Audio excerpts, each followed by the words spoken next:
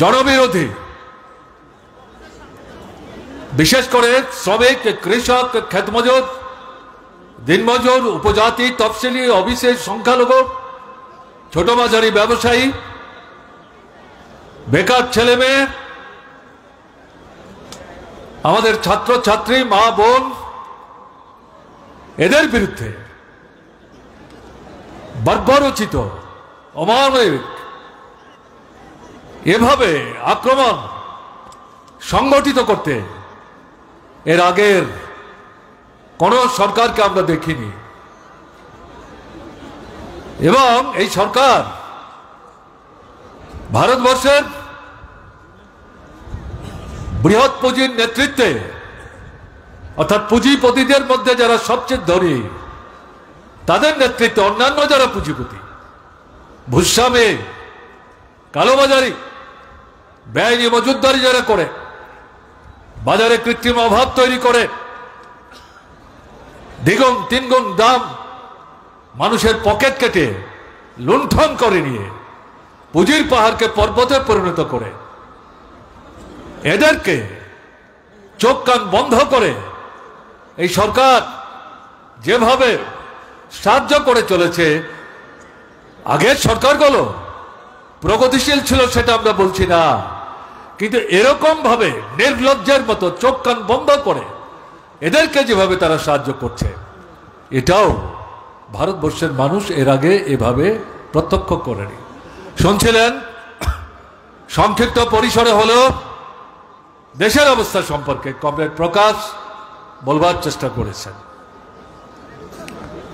জিনিসের দাম বাড়ছে, টাকার দাম কমছে, মুদ্রাস্ফীতি বেড়েই চলেছে, মানুষের কেনার ক্ষমতা তলিয়ে যাচ্ছে,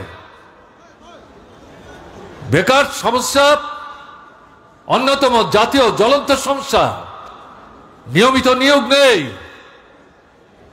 চুক্তির ভিত্তিতে 10 মাস 11 মাসের কাজ, এমনকি সেনাবাহিনীতে পর্যন্ত।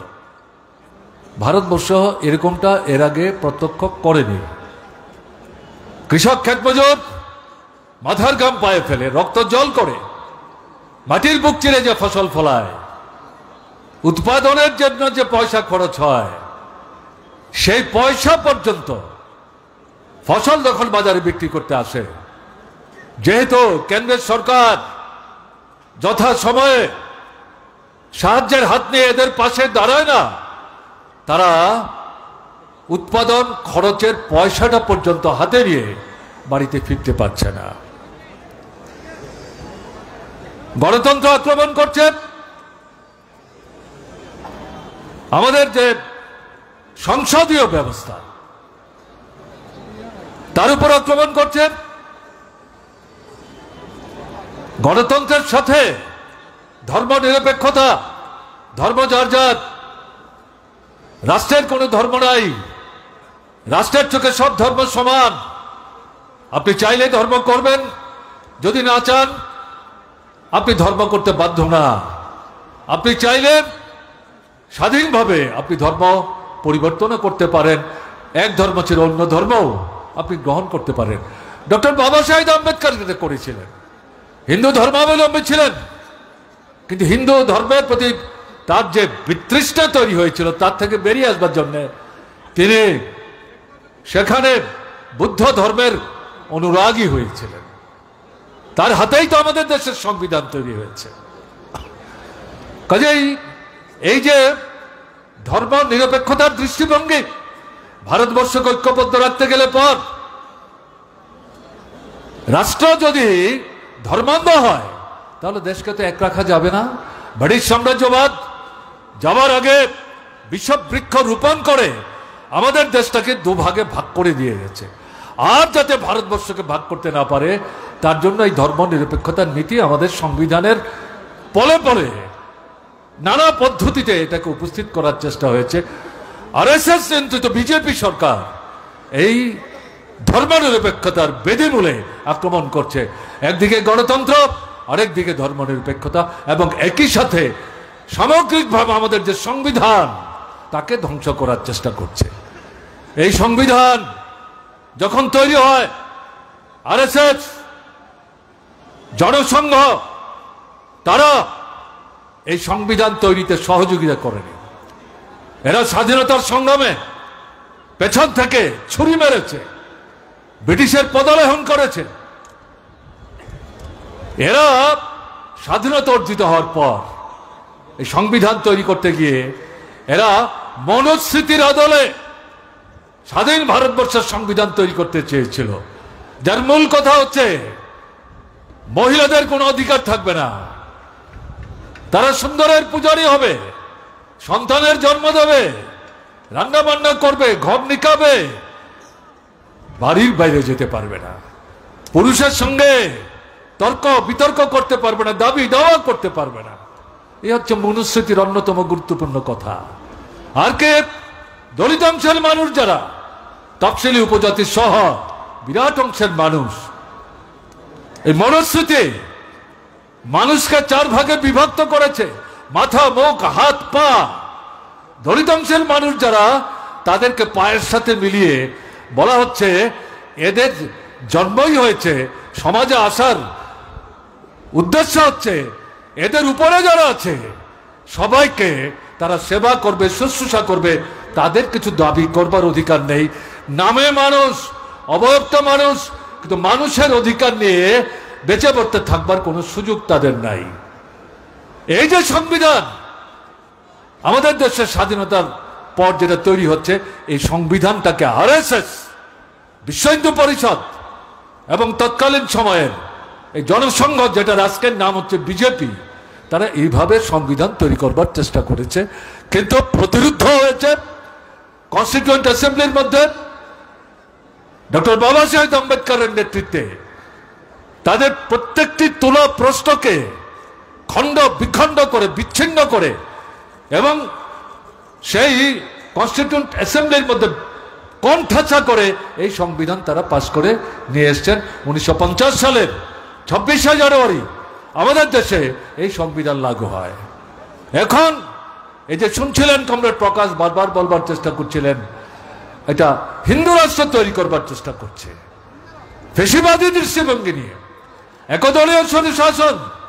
এটা করতে গেলে পর আমাদের দেশে যে সংবিধানটা বেঁচে আছে, নানা সময়ে এই গত 75 বছরে তার সংশোধন হয়েছে, তারপরেও তার যে ধাঁচা, তার যে কাঠামো, তার মধ্যে গণতন্ত্র, ধর্মনিরপেক্ষতার যে বৈশিষ্ট্যগুলি বজায় হচ্ছে, এগুলো থাকলে পর তারা একদলীয় স্বৈর শাসন ভারতবর্ষের বুকে কায়েম করতে পারবে না। ফেসিবাদী দৃষ্টি নিয়ে গোটা ভারতবর্ষের মানুষকে পদতলে নিয়ে দলন চালাতে পারবে না, তাই তারা সংবিধানটাকে ধ্বংস করার চেষ্টা করছে। ভারতবর্ষের মানুষ, আমরা যেটা লক্ষ্য করেছি, এটা মেনে নিচ্ছেন না, বিরুদ্ধে রুখে দাঁড়াবার চেষ্টা করেছেন।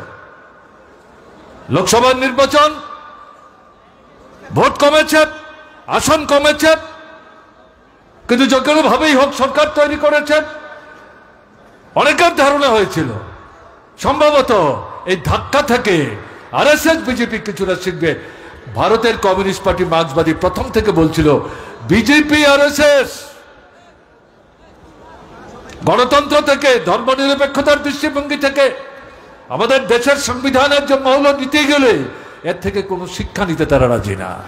তারা ফেসিবাদী দৃষ্টি নিয়ে একদলীয় স্বৈর শাসন কায়েমের মধ্য দিয়ে ভারতবর্ষের অন্যান্য সমস্ত গণতান্ত্রিক শক্তিকে তারা ধ্বংস করে দেওয়ার লক্ষ্য নিয়ে এগিয়ে যাওয়ার চেষ্টা করবে, এবং মানুষের জীবনের যে মৌলিক অর্থনৈতিক সমস্যাগুলো, খাদ্য, বস্ত্র, বাসস্থান, শিক্ষা, স্বাস্থ্য, এগুলোর প্রতি তাদের কোনো নজর নেই।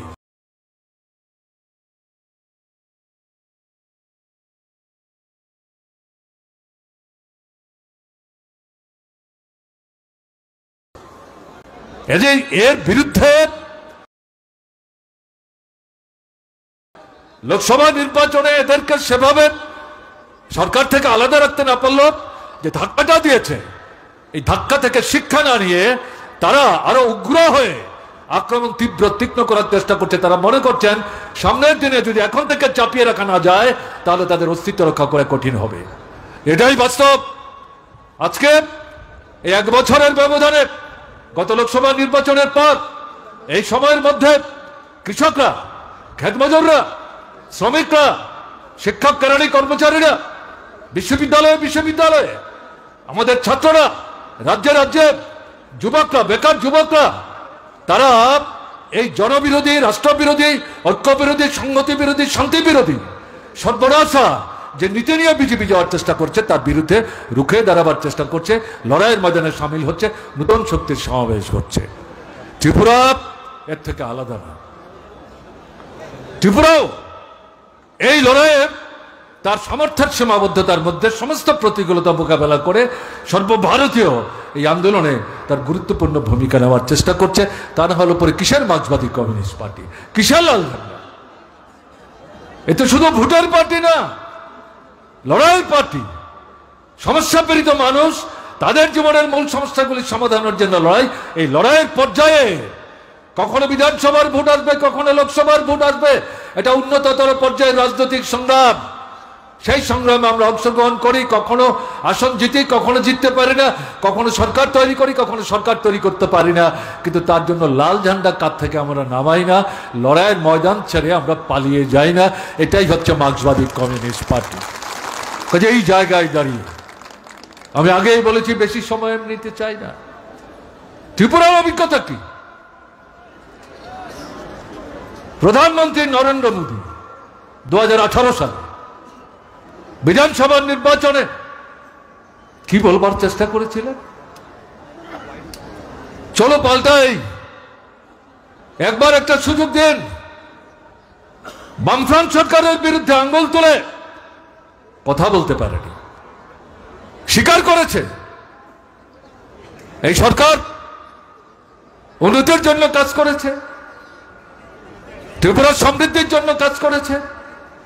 এই সরকার দুর্নীতি যুক্ত এই অভিযোগ করবার দুঃসাহস দেখায়নি, শুধু বলবার চেষ্টা করেছে কেন্দ্র বিজেপি সরকার, রাজ্যে যদি আপনারা আমাদেরকে সরকার তৈরি করতে সাহায্য করেন, তাহলে দুটো সরকার একসাথে মিলে যে যে কাজগুলি আপনারা চাইছিলেন সমাধান হোক, রাজ্য সরকারের সীমাবদ্ধতার কারণে করে উঠতে পারেনি, সে সমস্ত সমস্যার সমাধান আমরা করব। আমরা লক্ষ্য করেছি, আমরা প্রথমেই বলবার চেষ্টা করেছিলাম এটা প্রতারণার ফাঁদ। মুখে যা বলছে, যদি ভোট দিয়ে এদেরকে সরকারে বসবার সুযোগ করে দেন, তাহলে তারা উল্টো পথে চলবে। ভারতবর্ষের অন্যান্য 8টা 9টা 10টা রাজ্যে যেখানে বিজেপি সরকার দখল করে রাজ্য সরকারগুলো চালাবার চেষ্টা করছে, সেখানকার অভিজ্ঞতার ভিত্তিতে এই কথাগুলো বলছে। এবং কেন্দ্রে যে সরকার চালাচ্ছে, ভোটের আগে এক কথা, ভোটের পরে সরকারে বসে আরেক কাজ, সেই অভিজ্ঞতা থেকে বলছি। কিন্তু আমাদের রাজ্যের মানুষ প্রায় 51-52% তারা বিভ্রান্ত হয়েছে। অভিজ্ঞতা কি? অনাহার, অর্ধাহার, অনাহার মৃত্যু, সন্তান বিক্রি, কাজের জন্য রাজ্যান্তরিত হওয়া, দেশের বাইরে যাওয়া, সেখানে গিয়ে বেঘরে মৃত্যুর সম্মুখীন হওয়া, সে মৃতদেহ বাড়িতে পর্যন্ত মা বাবা ফিরিয়ে আনতে পারছেন না। বামফ্রন্ট সরকারের সময় ছিল এরকম, কংগ্রেসের দুঃশাসনে ছিল, কংগ্রেস উপজাতি যুব সমিতির দুঃশাসনে ছিল। বামফ্রন্ট সরকার এটাকে বন্ধ করেছে, এটাকে অতীত ইতিহাসের পাতায় তাকে সীমাবদ্ধ করেছে। বিজেপি সরকার আসার পর সেটাই তারা ফিরিয়ে আনছে, সেটাই তারা ফিরিয়ে আনছে। কাজ নাই, রোজগার নাই, কেনবার ক্ষমতা নাই, এরকম যে পরিস্থিতি চলছে। দোকানপাট খুলে বসে আছেন দোকানিরা, কেনবার লোক নেই। মানুষের হাতে পয়সা থাকতে হবে। বেকার প্রতিশ্রুতি দিয়েছিল শূন্যপদ থাকবে না, নতুন করে কোন শূন্যপদ তৈরি হতে দেবে না। এদের রাজত্বে এই 7 বছরে 56,000 পদ এদের রাজত্বে শূন্য তৈরি হয়েছে, পূরণ করছে না। বেকার সমস্যা আকাশচুম্বী ত্রিপুরার মতো রাজ্যে এই যে পরিস্থিতি চলছে, কৃষক এই যে গত 41 বছরের মধ্যে এত বড় বন্যা হয়ে গেল, বামফ্রন্ট শাসনে 48 ঘন্টার মধ্যে সরকারের নির্দেশে ডিস্ট্রিক্ট ম্যাজিস্ট্রেট বিভিন্ন মানুষের পাশে দাঁড়িয়ে সামর্থ্যের সীমাবদ্ধতা হাতে নিয়েই সেই মানুষদের সাহায্য করার চেষ্টা করেছে। কোথায় বিজেপি শাসিত ত্রিপুরায়? কোথায় সরকার? কোথায় আক্রান্ত বিধ্বস্ত মানুষ? সাহায্য তাদের দিকে ফিরে কেউ তাকাবার চেষ্টা করে না। আর আগরতলায় মন্ত্রীরা মুখ্যমন্ত্রীর উপস্থিতিতে কার্নিভেল করেন দুর্গাপূজার দশমীর নামে, লক্ষ্মী পূজার আগের দিন। আরে পূজাই তো মানুষ করতে পারলো না। আগরতলার ব্যবসায়ী যেখানে আপনারা কার্নিভেলের নাচাগানা করেন, তারা তো দোকান খুলে ধার দেনা করে জিনিস নিয়ে বসেছিল, অন্তত বছরে এই সময়টা বিক্রি করতে পারলে পর পরিবারটা নিয়ে বেঁচে পড়তে থাকবো। তারাই তো মুখ বেজার করে বলছেন কেন বাড়িতে লোক আসছে না। পয়সা না থাকলে মানুষ কি করে বাজারে আসবে? বাজারে তো দোকান দেখবার জন্য মানুষ আসে না। এই সরকার, তার কোনো ভূত বৃষ্টি ছিল? দায়িত্ব জ্ঞানহীন, অমানবিক। না হলে পরে এরা এই ধরনের কার্নিভেলের অনুষ্ঠান করতে পারে? এর থেকে বুঝবার চেষ্টা করতে হবে। কমরেড প্রকাশ করে উল্লেখ করবার চেষ্টা করেছিলেন বামফ্রন্ট শাসনে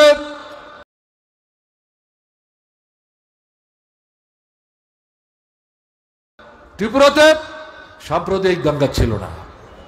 সন্ত্রাসবাদীরা কোন কোন রাজনৈতিক দলের সমর্থনে পুষ্ট হয়ে রাজনীতিগতভাবে বামফ্রন্ট মার্ক্সবাদী কমিউনিস্ট পার্টিকে তারা যখন মোকাবেলা করতে পারছে না, এই সন্ত্রাসবাদীদের ঘাড়ে চপে সরকার দখল করার মতলব করছিল। এরা সেখানে বন্দুকের নলের মুখে মানুষের রক্ত ঝরিয়ে তারা হুলি খেলবার চেষ্টা করেছে। এটা দাঙ্গা না, এটাকেও বামফ্রন্ট সরকার মোকাবেলা করার চেষ্টা করেছে, শান্তি পুনঃস্থাপন করেছে। গোটা ভারতবর্ষের সামনে ত্রিপুরা বামফ্রন্ট সরকার দৃষ্টান্ত স্থাপন করেছে। সরকার যদি চায় সন্ত্রাসবাদ কিভাবে মোকাবেলা করা সম্ভব, ত্রিপুরা হচ্ছে তার জ্বলন্ত দৃষ্টান্ত। এরা স্বীকার করতে বাধ্য হয়েছে।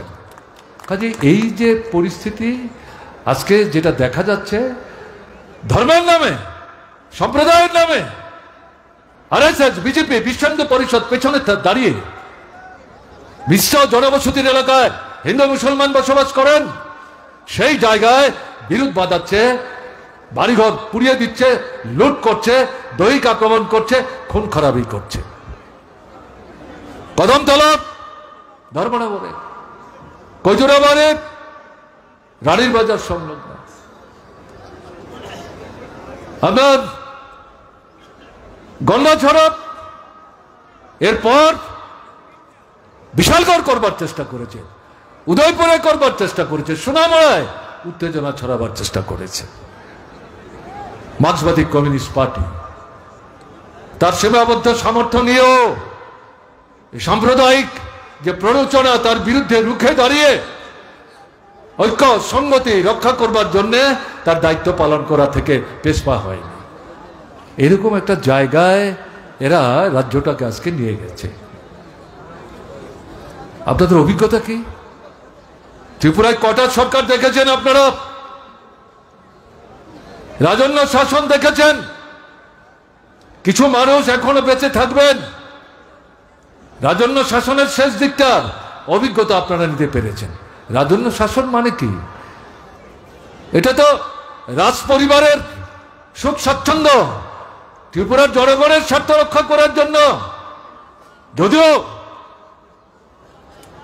সেখানে শতাধিক রাজা উপজাতি অংশের, কিন্তু উপজাতি জনগণের জীবনের মৌলিক সমস্যাগুলো সমাধান করবার জন্য তারা তো কোনো ভূমিকা নেয়নি। রাজবাড়ি বানানো, মহারাজগঞ্জ বাজার, রাজবাড়িতে বসতে পড়ে যেন সোজা বাজারটা দেখা যায়, তার জন্য একটা সড়ক তৈরি করা। আর ত্রিপুরার বিভিন্ন মহকুমায় 8টা 9টা আপনার মাধ্যমিক স্কুল, কোথায় হাসপাতাল, কোথায় বিদ্যুৎ, কোথায় সেচ, কোথায় পানীয় জল, উপজাতি অনুপজাতি, এগুলো তো কিছুই তারা করার চেষ্টা করেনি। তাদের কথা কম বলাই ভালো। কংগ্রেস সরকার 30 বছর 32 বছর কেন্দ্র কংগ্রেস, রাজ্য কংগ্রেস, দারুণ সুযোগ। স্বাধীনতার পর ত্রিপুরা ভারতবর্ষের সাথে নিজেকে যুক্ত করেছে। সরকার চালাচ্ছে কংগ্রেস, মুখ্যমন্ত্রী কংগ্রেসের। তারা যদি একটা সুনির্দিষ্ট পরিকল্পনা নিয়ে দীর্ঘ, মধ্য এবং স্বল্পমেয়াদী উন্নয়নের পরিকল্পনা নিয়ে কাজ করতেন, কেন্দ্রের সাহায্য নিয়ে ত্রিপুরার চেহারাটা পাল্টে দিতে পারতেন। কোথায়? কোনো ভূমিকা তারা নেয়নি। এরকম একটা পরিস্থিতিতে জরুরি অবস্থা যখন উঠে গেল, কংগ্রেস ভাগে একটা অংশ বেরিয়ে সিএফডি সিপিআইএম কে অনুরোধ করলো সরকার তৈরি করতে। 3 বছর সরকার সিপিআইএম এই সরকারে অংশগ্রহণ করেছিল সুনির্দিষ্টভাবে 12 থেকে 15টা জনস্বার্থবাহী কর্মসূচি রূপায়ণের প্রশ্নে সহমত পোষণ করে। যখন সিপিআইএম দেখলো তার 18 জন এমএলএ এদের শক্তিটাকে ব্যবহার করে সিএফডি, তার মানে পুরাতন কংগ্রেস, এরা আগের মতোই লুণ্ঠনের রাজত্ব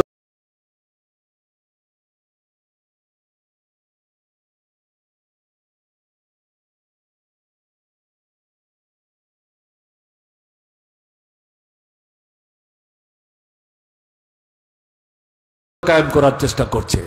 মার্ক্সবাদী কমিউনিস্ট পার্টি ছেঁড়া কাগজের মতো ছুঁড়ে ফেলে দিয়ে সরকার থেকে বেরিয়ে এসে বলল এই সরকারের প্রতি আমাদের আর কোনো সমর্থন নাই। পরবর্তী সময়ে সিএফডি ভাঙলো, কংগ্রেস থেকে আরো লোক বেরোলো, জনতা পার্টি তৈরি করলো, তারা এসে আবার মার্ক্সবাদী কমিউনিস্ট পার্টিকে অনুরোধ করলো। মার্ক্সবাদী কমিউনিস্ট পার্টির নেতৃত্বের মধ্যে দ্বিমত ছিল, এদের সঙ্গে আমাদের পুষাবে না, এরা তো আসলে কংগ্রেস। কিন্তু সরকারে যাওয়ার সুযোগটাকে কাজে লাগাবার জন্য চুক্তিতে স্বাক্ষর করে, কিন্তু এটা তাদের কাছে ছেঁড়া পাতার মতো, কলা পাতার মতো, সরকারে বসে তারা যে করে না। আমরা তো সিএফডি সিপিআইএম এর সরকারই দেখলাম, কেন আমরা জনতা পার্টির সাথে যাব? ভিন্ন মত ছিল পার্টির নেতৃত্বের মধ্যে। আমার নিজের অভিজ্ঞতা থেকে আমি বলছি, তখন রাজ্য কমিটির সভায় উপস্থিত থাকবার সুযোগ আমার ছিল, কিন্তু শেষ পর্যন্ত সামগ্রিক আলোচনা করে ত্রিপুরার মানুষ তারা দেখতে চাইছিলেন, ঠিক আছে সিএফডি সিপিআইএম হলো না, সিপিআইএম এর সিদ্ধান্ত সঠিক। এই অভিজ্ঞতা নিয়ে জনতা পার্টি যখন সিপিএম কে সাথে নিয়ে সরকার করতে চায়, একটা সুযোগ দেওয়া হোক না। এই পরিস্থিতিতে জনতা পার্টির সাথে মিলেও সরকার তৈরি হলো। একই অভিজ্ঞতা, মুখ্যমন্ত্রীর বাড়িতে শত শত ফাইল তার খাটের তলায় গিয়ে জমা হচ্ছে, ফাইল দেখবার সময় কোথায়, তাদের কিভাবে লাভ লুট ইত্যাদি তারা করতে পারেন এই স্বল্প সময়ের মধ্যে, এ নিয়েই তারা ব্যস্ততায় কাটিয়েছেন। এই পরিস্থিতিতে আবার 3 থেকে 4 মাসের ব্যবধানে মার্ক্সবাদী কমিউনিস্ট পার্টি আলোচনা করে এই সরকার থেকে সমর্থন প্রত্যাহার করে সেখানে দাবি করলো এই বিধানসভা ভেঙে দাও, রাষ্ট্রপতি শাসন জারি করো। যদিও নীতিগতভাবে মার্ক্সবাদী কমিউনিস্ট পার্টি রাষ্ট্রপতি শাসনের বিরুদ্ধে, কিন্তু ত্রিপুরার যে পরিস্থিতি,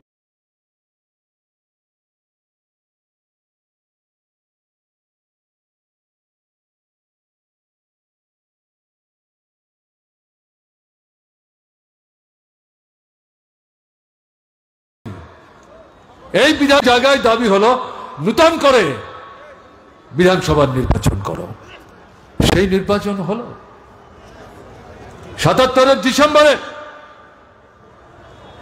77-এর লোকসভা জামানতের টাকা বাজেয়াপ্ত হওয়ার মুখে শচীন্দ্রলাল সিংহ জিতেছেন।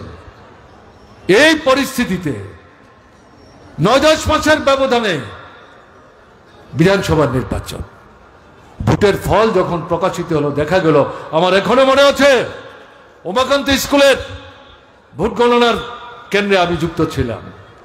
তখন মহকুমায় মহকুমায় ভোট গণনা হচ্ছে। প্রথম খবর পাওয়া গেল মনসুর আলী সাহেব, কংগ্রেসের ডাকসাইটে নেতা, সোনামুড়ার বক্সনগরে পরাস্ত হয়েছেন। কার কাছে? আমাদের মাস্টারদার কাছে। তিনি একজন সাধারণ শিক্ষক এবং একজন কৃষক, মাঝারি পর্যায়ের একজন কৃষক। বিশ্বাস করছে না কংগ্রেসের নেতারা। পরে যখন খবর নিলাম, দেখা গেল এটা সঠিক। এই করতে করতে দেখা গেল 7 আসনের মধ্যে 56 আসন বামফ্রন্ট। তখন বামফ্রন্টে সিপিআই ছিল না, সিপিআইএম আরএসপি ফরওয়ার্ড, তারা 56টা আসনে জিতলেন। কংগ্রেস একটা আসনও পায়নি। টিউজেস তারা 4টা আসন জিতেছিল। 10 বছর সরকার সন্ত্রাসবাদীদের ব্যবহার করে, রক্ত ঝরিয়ে এই সরকারটাকে তারা উচ্ছেদ করেছে। কংগ্রেস টিউজেস তারা 5 বছর সরকার চালালো। আধা ফ্যাসিবাদী সরকার, গণতন্ত্র আক্রান্ত। নির্বাচন হয় না। এই পরিস্থিতিতে মানুষের লড়াই, জনস্বার্থবাহী কোনো কর্মসূচি নাই, লুটের রাজত্ব চলছে। সেই জায়গায় নির্বাচন আসলো, ত্রিপুরার মানুষ পরাস্ত করল, বামফ্রন্টকে সরকারে বসালো। এক নাগারে 25 বছর, প্রথম 5 বছর কমরেড দশরথ দেবের নেতৃত্বের সরকার, পরে 20 বছর বিকল্প বামপন্থী ফ্রন্টের সরকার সেখানে চলল। এই সরকারগুলো মানুষ দেখেছেন এবং এদের পরবর্তী পর্যায়ে আজকে ত্রিপুরা চলছে আরএসএস এর নিয়ন্ত্রিত, বিশ্ব হিন্দু পরিষদের নিয়ন্ত্রিত বিজেপি সরকার। আমি বিনীতভাবে দল মতের ঊর্ধ্বে থেকে ত্রিপুরার যারা নাগরিক তাদের কাছে আমি জিজ্ঞাসা করতে চাই, আপনাদের জীবনের অভিজ্ঞতাটা কি? সামন্ত শাসক কংগ্রেস, টিউজেস এবং বামফ্রন্ট, এবং আজকের বিজেপি সরকার। বামপন্থী ফ্রন্ট সরকারের সাথে বিজেপি থেকে শুরু করে কংগ্রেস সামন্ত সরকার, সামন্ত শাসন, তার কোনো মিল আছে? দিন রাত্র ফারাক, আসমান জমিন ফারাক। মানুষ এখন নিজেরা বলতে শুরু করেছে ভুল করেছে, বিভ্রান্ত হয়েছে, মোহগ্রস্ত হয়েছে, বিপদগামী হয়েছে, নিজের পায়ে নিজেরা কুরুল মেরেছে। এর থেকে বেরোতে হবে। দেশের নির্বাচন এই আহ্বানই আমরা জানিয়েছিলাম। এরা 39টা ভোট পেয়েছে, 18 নির্বাচনে 51টা ভোট পেয়েছিল, তার মধ্যে 40-এর উপর ভোট ছিল কংগ্রেসের। কংগ্রেস যখন মার্ক্সবাদী কমিউনিস্ট পার্টির নেতৃত্বে বামফ্রন্টকে রাজনীতিগতভাবে, কর্মসূচিগতভাবে মোকাবেলা করতে ব্যর্থ, তারাই সেখানে বিজেপিকে সাহায্য করেছে মার্ক্সবাদী কমিউনিস্ট পার্টির নেতৃত্বে সরকারকে, যাতে ক্ষমতা থেকে উচ্ছেদ করা যায়। সেই বিজেপি 23-এর নির্বাচনে 39টা ভোট পেয়েছে 5 বছরের ব্যবধানে। কিন্তু এই 39 ভোট 18তে তারা যে 51টা ভোট পেয়েছিল, সেখানে কেউ আঙুল তুলে বলতে পারেননি যে আমি ভোট দিতে পারিনি, আমার ভোটের অধিকার হরণ করেছে, জোর করে আমার ভোট অন্যরা দিয়েছে, এরকম কোনো অভিযোগ ছিল না। রাত্র 1:30টার সময় পর্যন্ত কৈলাসহরে, ধর্মনগরে মুসলিম মা 6 মাসের শিশু কোমরে নিয়ে, কাঁখে নিয়ে লাইনে দাঁড়িয়ে ভোট দিয়ে গেছেন নির্বিঘ্নে।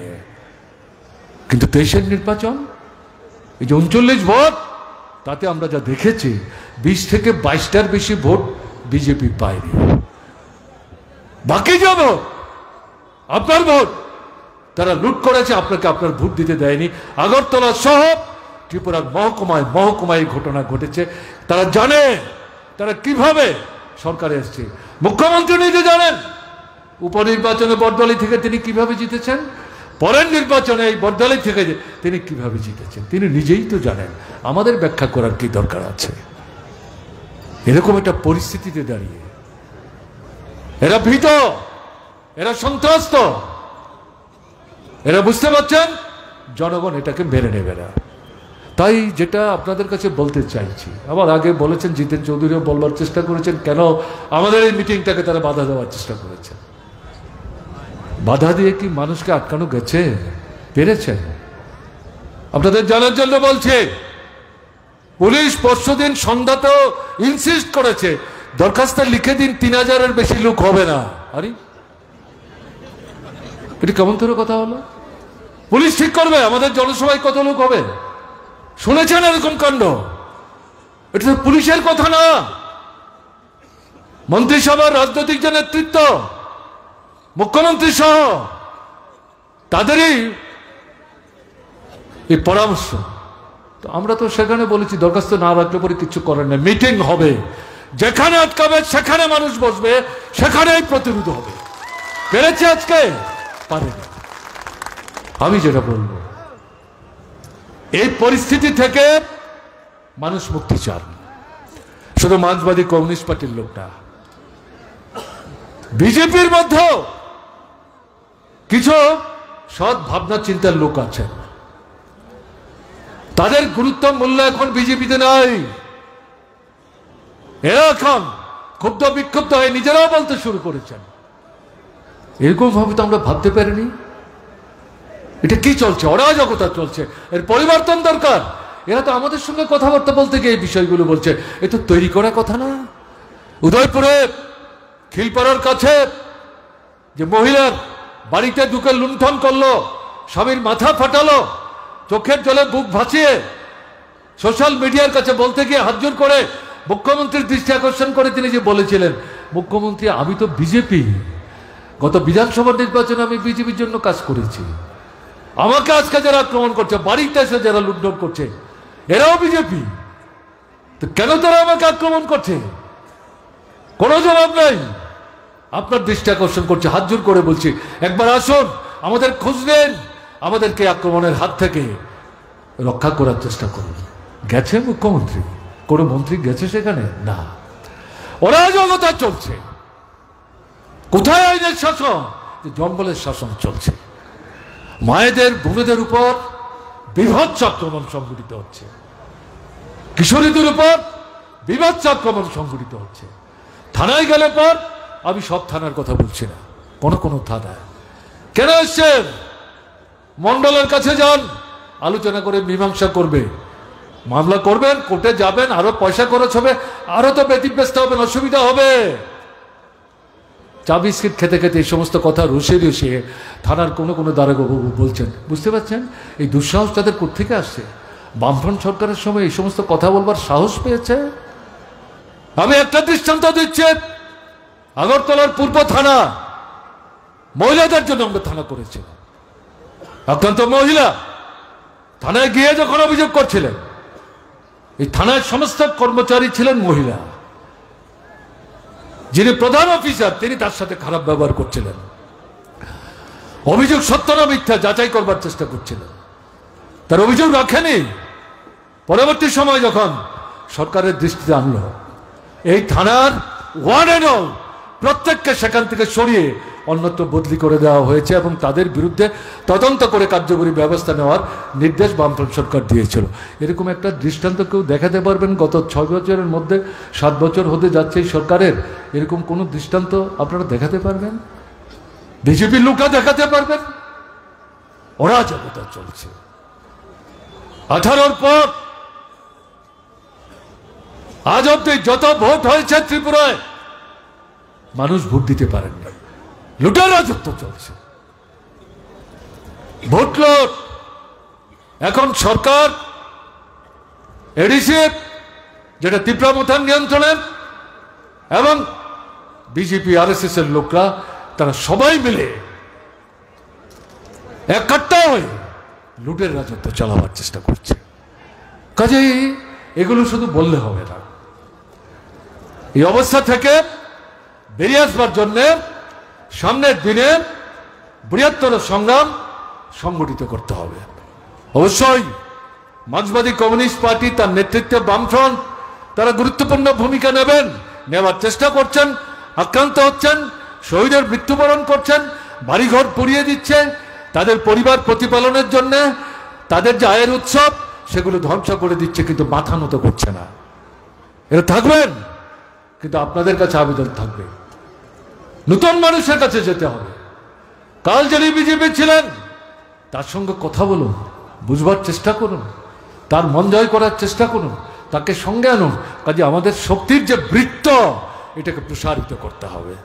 আমি যেই কারণে উল্লেখ করবার চেষ্টা করেছি, 78-এর লোকসভা নির্বাচন এবং বিধানসভা নির্বাচন, 6 থেকে 7 মাসের মধ্যে যে মৌলিক গুণগত পরিবর্তন, মানুষ চাইলে সবকিছু করতে পারে, মানুষের ঐক্য শক্তির কোনো বিকল্প নাই।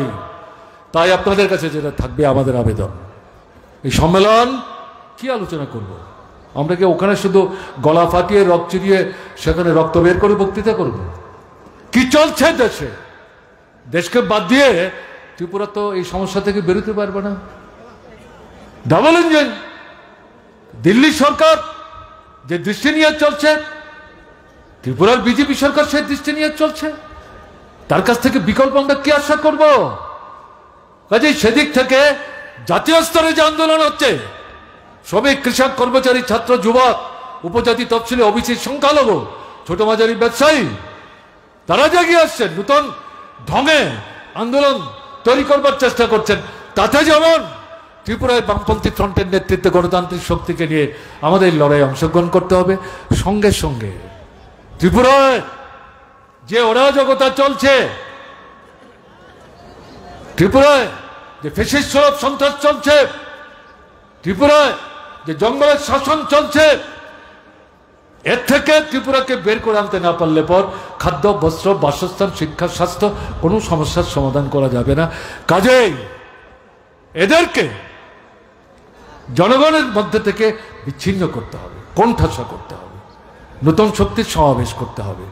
তার জন্যে আগামী দিনের আমাদের পার্টির রাজ্য সম্মেলনে, এটা সর্বভারতীয় পার্টির যে মহাসম্মেলন, তার প্রস্তুতি, কিন্তু ত্রিপুরার বিষয়টাকে আলাদা করে আলোচনা করে সামনের দিনে ত্রিপুরা আমরা কি করতে চাই তার জন্য আমরা কর্মসূচি গ্রহণ করব।